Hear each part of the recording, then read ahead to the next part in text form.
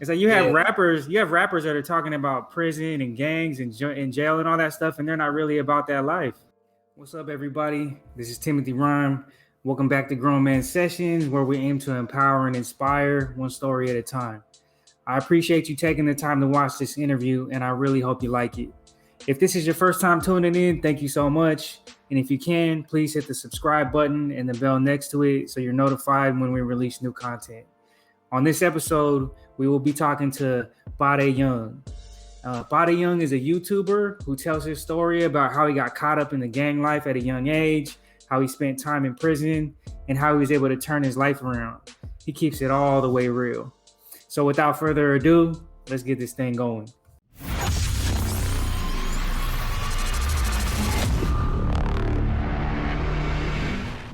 All right, guys. So today I have a very, very, very special guest. He's logging in all the way from the Philippines. I came across his YouTube channel probably about like a month or two back, and I'm telling you, man, like his story is just amazing. He's been through a lot, but he's also learned a lot. You could tell, and he shares his knowledge with everybody, man. Like he's just out there trying to, help other people not make the same mistakes. And so I'm very grateful to have him on. And let's say welcome to Pare Young, man. What's up, bro? Yes, sir. Thank you for having me on the show, bro. This is a good opportunity to be talking about grown man session, right? Yes, sir. Yeah. Exactly, man. Exactly. So, like I said, I've been tuning into your channel now for the past couple months, but for other people that may not have had the opportunity to check you out yet, man, can you just give us a little bit of background on you? Like just go ahead and share your story with us, bro. Like however you see fit. Yeah. So, brief story, real quick. Uh, I was born in the Philippines, and then moms and pops are separated. Moms went all the way to LA. Did her best to petition us from the Philippines so we can have a better life, of course, the American dream, right? And then around 98 or 99, I finally landed in Los Angeles, California. And I was like around 12 years old. And then immediately I was culture shocked because the only culture that I know about was the Philippines, and then now this is so diverse, and everything else is in LA basically. And then I found myself hanging out with gang members. I guess that was the thing during that time. Uh, I was hard headed. I wanted to learn. I wanted to touch the fire, see if it really burns. I was a Mister Know It All. I wanted to be cool like everybody, like everyone else. I wanted Yeah. to, and basically, the gang thing, the fights, it was easy for me. So all I have to do is fight back, and already I'll be respected and be cool for fighting back. Let's do it, man. Because violence, I'm used to violence. And then not knowing, being ignorant to the California law, I had no idea that they were throwing the book at the people, man, at the kids. So at the age of 15, when I caught a crime in which nobody was really, uh, you know, that died or anything like that, the California law charged me as an adult, sentenced me into 4 years for my crime. But since they can prove that I was a real gang member from Jeff Rock's gang, a Filipino gang, they added 10 more years with a total of 14 years because they Oh have that law wow. in California that if they can prove that you're a gang member, it's called gang enhancement, they would add 10 more years like it's nothing to your sentence. Oh wow. So like it's candy. They just have so much crazy laws in California, like two strikes, three strikes laws. To those who don't know, and I found myself stuck in the California system, and I had no choice but to. I was representing something bigger than the street gang. The street gang don't really count in prison.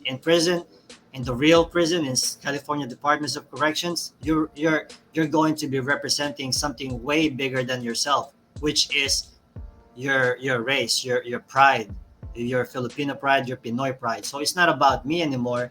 It's about I'm representing my peoples now, because if I go out, it's like people are saying, the Filipino, they went out. Mm-hmm. So it's so much pressure because I'm representing something way bigger than myself. And I decided that if other Pinoys that I've seen did it, showed me the way, I can do it too, because I Mm-hmm. consider myself as I have the Lapu-Lapu and the Andes Bonifacio blood, the warrior blood. So Mm-hmm. small or not, skinny or not, we'll fight to the end, man. Yep. You know.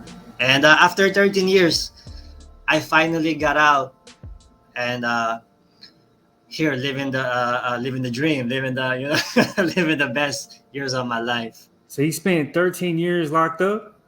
Yes, sir. Oh my God, man. I Well, was I mean, thank you, the universe, that you're able to come home, man. Because I've known a couple friends from back in the day, man, that got locked up. Some are still locked up, but then some just didn't come home, And dang. I'm sure you know people like that as well. Yes, sir. That's true, bro. Not There's no guarantee that when you get in there, that you're not gonna catch more time, 5 years, 10 years, 20 years, even life, because that happened to a lot of people. Yeah. And uh, there's another option in which you can go protective custody. You just have to snitch and tell the police that you're scared for your life and you want to go to the protective custody. But the thing is, if you go over there, you know in yourself that you can't lie to yourself. You know that you went and hanged out with the sex offenders, because this is where they house the the snitches, the dropouts, and the sex offenders, rapists, and the child molesters. If you have that moral, that if you believe in moral and you have that code that you don't want to be like them, you will do your best not to be like them, right? Mm-hmm. Because it's already bad enough that the law or the state slaved us, because we voluntarily went in there by committing crimes or by getting caught with the law. And then it's bad enough that we're already like a slave, and then we're gonna lower ourselves more and just and just hang out with the sex offenders. So Mm-hmm. I decided to I want to do my time right, and with pride, of course, and come out with my head held high, you know. So, can I ask, man? Like, I can't imagine, like, all of the different scenarios you might have been involved in. But what was like one of the, the hardest things that you had to deal with being locked up for that long? Oh man, when I was on my younger days, when I was still new, and then how you say that, like you're in denial. Mm-hmm. I was 15, 16 during this times, 15, 16, 17, 18 years old. Before 18, I was still lying to myself in denial that I think they're gonna change the law, they're gonna feel sorry for me, and that they're just they're gonna have mercy on me, they're gonna let me out. I thought Right. it was like that. But then so I went through all kinds of depression and self-doubt and stuff like that, because I didn't want to do the rest of the time. But as I get older, I become stronger and stronger mentally and physically, emotionally Mm-hmm. also, including spiritually, of course, which is the strongest one. Uh, I started accepting it slowly but surely. And the worst part, besides that, going to a lot of depression, I went to another depression when we was at war with the white boys, with the Woods, because in real prison, people do get killed in wars like that. If it's not the other inmate trying to kill you with whatever homemade shank that he's using, or if it's you get hit in the right spot or whatever, the more threatening in the level 4 maximum 180 design yards is the no warning shots, in which the police has the right to shoot anyone in the head if they want to. Without warning. Yes, without warning, in the maximum security yards. So not only you have to worry about fighting for your life, uh, but also from the tower, because there's Mm-hmm. there's that let's face it, there's police out there that are trigger happy. and so there's really no telling. So during that time, I was going through it, man, and then the stress and everything else. But this is all these steps are making me stronger and better, you know. Uh, Slowly but surely, from making myself stronger spiritually, bro. During those lockdowns and war times, I was reading the Bible. I was already accepting my fate. I mean, like, if anything happens, hopefully I don't end up in hell. You know what I mean? Right, right. And making amends with my family, with uh, aunties. I'm choosing to keep to save my soul, just in case that you know I don't make it or anything bad happens, God forbid. And I just wanted to be safe and do the right thing, because really that's how I was raised anyways, to be a God-fearing person, even though we're so hard-headed and so prideful that us as a human, we are God ourselves. Because, I decided not to have that mindset that I was God, because I'm not, right? Right. Yes. So, yeah, during wartime, bro. After you decided that, like, I'm gonna change the way that I'm thinking about things, I'm gonna like invest my time in reading the Bible and like and be a little bit more mindful of my spirituality. Did it make your time like easier, like as Um, you as you started having that kind of awakening? yes, sir. What do you call this? So one thing about that is because in mainline, the good thing in general population is that everybody has to go by a certain code. Uh, you're not supposed to disrespect other races or else suffer the consequences. There's always consequences for getting out of line. So being that I was in mainline, I was living my life with this code of it's all about respect. And if should I decide to get out of line and disrespect, then I would be dealt with. So it wasn't like an anarchy or anything like that, like in the PC where anything goes, there's no rules or whatever it is, or other places. Because I did most of my time in the most political yards, which is the 180s design, level 4 yards. Mm-hmm. So everything was just serious right there, bro. I was just a little kid. But then again, I wasn't the only little kids, because there were young folks over there too, a lot of them. And it's up to their peoples to basically teach them, so they can become their best useful soldiers. And because we need all the soldiers that we can have, being that our numbers are smaller, so we need to be as tight as possible, so we'll have a chance to win wars, Right. in whatever art of war tactics that we may have. Yeah, man. Oh, that's amazing, dude. I like it's so it like kind of gives me the chills, man, just thinking about like what you're saying, and I'm glad you're able to make it home, man. And now that you're home, I mean, I noticed that you're doing a lot of positive work, and you're you got your brand, your real recognized real. Can you talk about what that transition was like coming home and then like starting all these new ventures that you're working on? Yeah, bro. I was blessed uh by the higher being. Again, let me just stress this out, because there's so much people out there, successful rich people. uh they have that human pride where they even have self-made tattooed on them, self-made. Like, from my point of view, if God doesn't want you to be successful or rich, it doesn't matter how many people you backstab or how much you sell your soul. He's gonna find a way for you, not because really he's in control. But Yeah. that's the reason why I don't want to keep saying self-made. If good things do happen in my life, I would want to give all glory to God, of course, to the higher being. And man, I just got lucky because I started the Pare Young with just nothing, telling my story in hopes that I'll get views, that people would watch me, somebody could learn from what I did. And then boom, real people like you and people that started recognizing. So truly I appreciate that. That's the hand of a higher being. That's not me, because I'm not an actor, I'm not a good speaker or anything like that. I was just being me. And luckily my story was touching people and people can relate because in the gang world, even the families are all affected of those gang members that was selfish and that was, I was only thinking about themselves. Yeah. Yeah.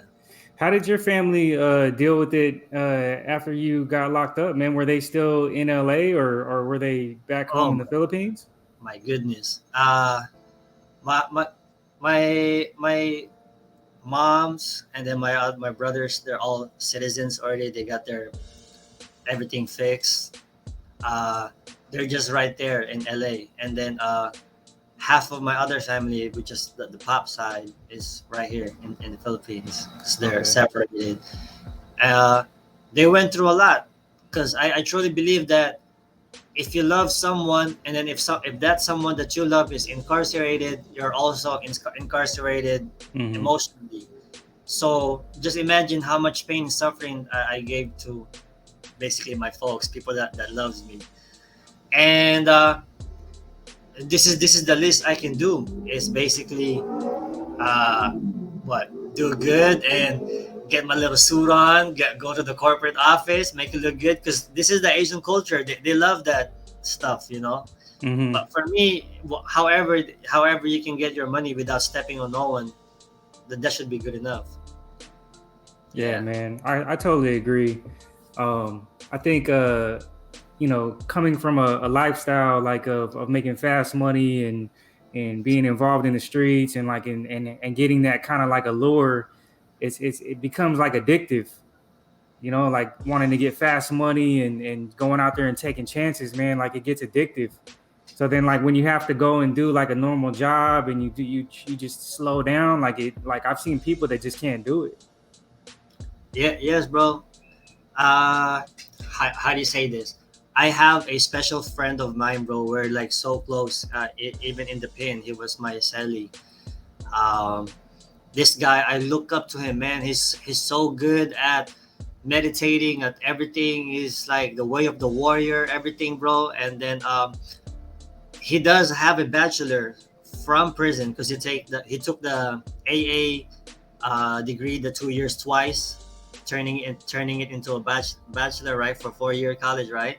Yeah. And when he got out after doing so much time, I think over 20 years, he didn't use his bachelor's because the money was just not enough for his cool lifestyle that he wanted. Yeah. So Yeah. he found himself, getting over again, but I don't know what happened, and now he's back in again, but this time it's over with. No more doing time. It's just, oh my god, no more doing time. Yeah, man. It's a hard one. It's a hard one. I had a cousin growing up that was in and out of jail, like juvenile hall, and then as we got older, like he was in and out of prison.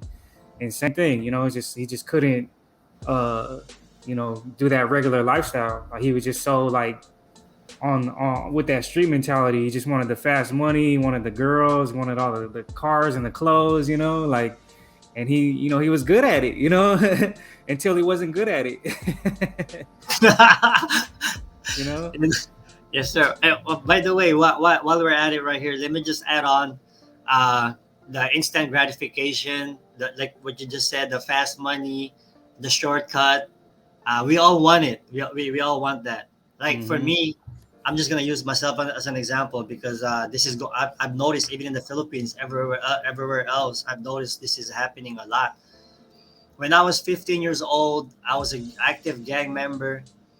Had unresolved issues or so much self hate in my heart that I was willing to basically use my gun, you know, and to to do everything. And then I had this false sense of bravery. I in the streets, I was acting hard. I was considering myself a man or a gangster at 15 years old because of my gun. My gun made me feel this way, and hmm of course, I believe this is what a lot of people are going through right now with their guns. But then again, going back to the shortcut part, when I went to the halls when I was uh, get, got rid of my gun and everything was just fair equal. there was no more shortcut. I can't no longer be a G or a gangster, because now now we have to fight the real enemies with no guns, Oh right? So man, I yeah. was like, damn, there's no shortcut. So my skinny ass better do some push up, better learn something, so I don't keep losing fights, and people will respect, because they only respect the wins. Yeah. Yeah, yeah. Oh man. Yeah. It's I know how you feel, man, because I'm pretty skinny myself, but I think if you, we got pros. Yeah, yeah. we got pros in skinny, bro. What is that saying though? It's not the size of the dog in the fight; it's the size of the fight in the dog. Damn. Yeah, I heard of that, brother. Yeah. Yeah, yeah, man. So if you could go back, man, and change, like something that you did in the past, like if you could talk to like the young Pare Young, like what would you tell him? Uh, Basically, man. I would just tell them that the best thing to do right now is don't. First of all, have fear that there is a God, and have fear that there is an afterlife. Anybody that you're gonna do wrong to, or there's consequences to everything. Even if it's not the man's justice, you will still have the real justice, which is the God's justice. Mm-hmm. And then have some morals, have some discipline. Do not think you're a Mr. Know-it-all. And then don't be appreciate your family, that you have a family, because other people, they don't even have parents and family that Mm-hmm. loves them. And I know it's harder to do the right thing, but just do it anyways, and defeat all your weaknesses or all your addiction to whatever drugs or lifestyle, or can I say the word uh, vagina or whatever, you know what I mean? So whatever it is that they're addicted to, I believe they can defeat all of that, and that way they'll be able to make better decision and avoid making rookie emotional mistakes that can cost them their life. Yeah, And yes. it's great advice, man. I think a lot of us young men, like I don't know if this applies to you, but for myself, like I didn't really have a lot of guidance from older men in my life that were telling me like to do certain things or not do certain things, or showing me like the right way. So I personally think that like if I would have had more guidance, I would have made better decisions. Like, Yeah, do you feel that way too, or do you think that like it was different for you? I feel you on that one, brother, because when I went to LA, the guidance, most of the male role model guidance that I had was from Jeff Rock's gang. Hmm. And not everyone uh, are on the righteous path also. And you know when you give someone power, it not necessarily mean that person will use that power for good. Sometimes they use it for evil purposes. Hmm. And so those were my models, man, the gang members. Because my pops wasn't in the Philippines. Even though I knew that in my heart, I knew everything that was the right thing to do. Don't be selfish, you know. But it was just the addiction to the lifestyle. I was a Hmm. Mr. Overall. I was 15 years old, and I had this so much hate in my heart for some reason. I wanted to hurt the enemies, for because I got jumped by them and I got shot at by them. So I wanted it was like a game, but I was taking it seriously, you know. Hmm. And yeah, that Yeah, I totally feel you, bro. I think that's one of the main reasons why I started this platform, is to just offer people like young men like the opportunity to hear your story, my story, other people's stories that they can relate to, and maybe they'll say, "Hey, man, like I don't want to go through that," or I can learn a lesson from Pare Young, and make better decisions, So I appreciate you giving us some of those gems, man. yeah, yeah. But the way I'm doing it, brother, is I'm trying to bring myself back in the past and dissect how the mindset was like Because I remember those crazy kids, man, especially in LA, the Mexicans, blacks, whites, Asians, everybody, man, those kids. "Ah, I don't care, man. I get life in prison now." You know what I mean? Like if you can see it right now on the music videos, these kids are acting hard, like they're really like man, So I'm trying to like think about like what was it being famous at school? I don't know, So that's where that's it's where it it's started. it's crazy to me though, man, because like I think out of everybody that I've known, it's the ones that have been to prison and the ones that have been locked up and the ones that have had to do hard time that tell the youngsters, you know what I'm saying, like it's not the kind of lifestyle you want to live. And then it's the ones that have never really been involved in that are like promoting that lifestyle. It doesn't make any sense to me. It's like Yeah, you have rappers that are talking about it's like yeah, you have rappers that are talking about prison and gangs and jail and all that stuff, and they're not really about that life. Prison and gangs and jail and all that stuff, and they're not really about that life. yeah, And it's just weird to me that like that there are youngsters that'll listen to them and be like, oh yeah, like I want to listen to this guy, but it's all just it's a facade to me, man. It's not real. It's all just a fake image. yeah. And this is why while I'm still 33 and still a little bit flexible, not that old, I wanna call basically everyone out in the ring. So all these so-called guys, big guys or whoever they are, that's promoting that nonsense and the uh, basically teaching these kids to be crazy also. We can settle it with no guns and then just basically just fight. Mano a And mano. right, so hopefully that would make a difference also. And let's see what happens. We have the connection already, brother. So it's just a matter of my skills, which is they said I still here in Pinas. They have the word marami ka pang kakaining bigas, which means you still got a lot of rice to eat, man. And I still got a lot of rice to eat, bro. So, but we'll get there. We'll get there. Right on, man. That's dope. Um, so I always end the interviews by asking my guests, what do you think is the most important like life lesson you've learned so far in your life?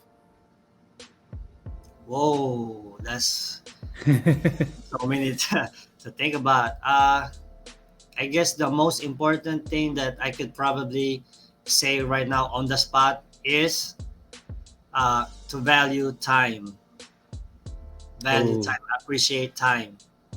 Being that I've lost 13 years of my life as a slave, you know, uh, man, value time because time you can never get back. yeah, man. I mean, you can put a price tag on anything except for your time. And they say that's why some of the most successful people in the world are so successful is because they value their time so much. Oh yes, yes sir. So I could totally understand that, man. Well, Pare Young, I really appreciate you taking the time and talking with me, man. Like I've already gotten like a lot from your experience, and I'm sure anybody out there listening is getting something from it too. Can you tell the audience where they could check you out, or like how they can get a hold of you if they want to check out some of your stuff? Yes, thank you for having me in the show, brother.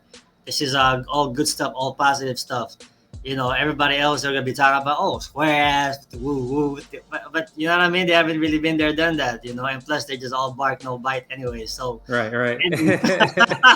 we I don't like we don't how you even give them the describe it. time of day. Yeah, I just like laughing about this this. Anywho, bro, stay positive and just find me on Pare Young, which is Pare Young Young, and then on YouTube. Yes, sir. Yeah, everybody go check out his YouTube channel, man. I guarantee you're gonna binge watch like 10 episodes in like a day. So Thank you, brother.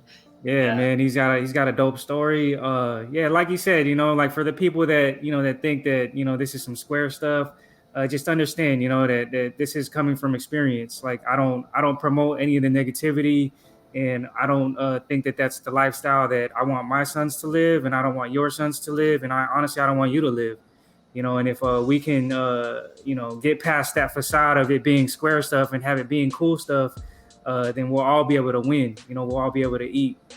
Because at the end of the day, like Pare Young said, man, it's not worth it. It's you lose your time, you lose your connections with your family, and you could possibly lose your life. Don't get me wrong, brother. There's people in there, like, there are just, don't let them out, man. you know, they're better off right there. Yep. So yeah, man. The message is to just stay out the way and just do what you got to do to be, make yourself proud, make your family proud, and just do the good work of trying to help other people, man. Because at the end of the day, man, like like Pare Young said, the ultimate judge is going to be your God, your higher power. So. Yes, sir. Thank you so much, Pare Young. I really appreciate it. I always end these interviews by saying that one person could change the world, but it's one person at a time, and that one person is you. So if you got anything out of this episode, please hit the like, please hit the subscribe, and please share it with a friend. You know what I mean? And until next time, you guys have a great one, and we will see you guys next time. Peace out, man. Thank you, brother. Thank Take you. care. You too. See you.